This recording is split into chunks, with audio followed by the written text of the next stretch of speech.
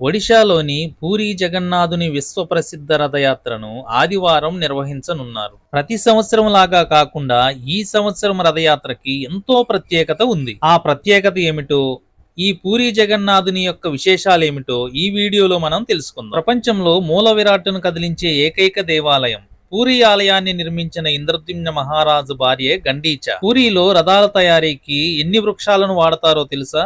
కేవలం 1072 వృక్ష భాగాలను మాత్రమే తీసి 3 రథాలను తయారు చేయడం విశేషం. ప్రతి సంవత్సరం కొత్త రథాలు, 12 సంవత్సరాలకు ఒకసారి వేప మొద్దుతో కొత్త విగ్రహాలు తయారు చేయటం ఇక్కడ ఆనవాయి. ఇక జగన్నాథుని రథం కదిలే ముందు పాండాలు ఆచారం ప్రకారం అశ్లీల పదాలను వాడతారు. ఇక ఇప్పటి వరకు జరిగినటువంటి ఈ సంవత్సరం మాత్రమే జరిగే విశేషాలను చెబుతాను. జగన్నాథుని రథయాత్రకు మొట్టమొదటిసారిగా ఒక రాష్ట్రపతి రథాన్ని లాగటానికి రావటం ఇదే మొదటిసారి. రాష్ట్రపతి ద్రౌపది ముర్ము గారు ఈ సంవత్సరం సుభద్ర రథాన్ని లాగుతారు. జగన్నాథ, బలభద్ర, సుభద్రలు శ్రీక్షేత్రంలోని రత్నసింహాసనం వీడి యాత్రగా సాగి పెంచిన తల్లి గండీచాదేవి మందిరానికి చేరుకుంటారు. ఈ సంవత్సరం రథయాత్రకి ఒక ప్రత్యేకత ఉంది. అదేమిటి అంటే 1971 తర్వాత ఒకే రోజు జగన్నాథుని నవయవ్వన దర్శనం, నేత్రోత్సవం, రథయాత్ర నిర్వహిస్తున్నారు. ఈ 3 వేడుకలు ఆదివారమే ప్రారంభిస్తారు. కావున ఆదివారం సాయంత్రానికి రథాలు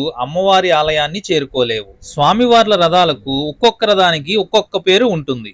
ఆ రథాల పేర్లు జగన్నాథునిదైతే నందిఘోషని, బలభద్రునిది తాళధ్వజ అని, సుభద్ర రథాన్ని దర్పదలనని పిలుస్తారు. సో ఇవండి ఈ సంవత్సరం పూరీ జగన్నాథుని రథయాత్ర విశేషాలు. ఈ 2 రోజుల్లో సుమారుగా 15 లక్షల మంది భక్తులు పాల్గొంటారు. ఈ వీడియో గనక మీకు నచ్చినట్లయితే వీడియోని లైక్ చేయండి, ఛానల్ ని సబ్స్క్రైబ్ చేయండి. ధన్యవాదాలు.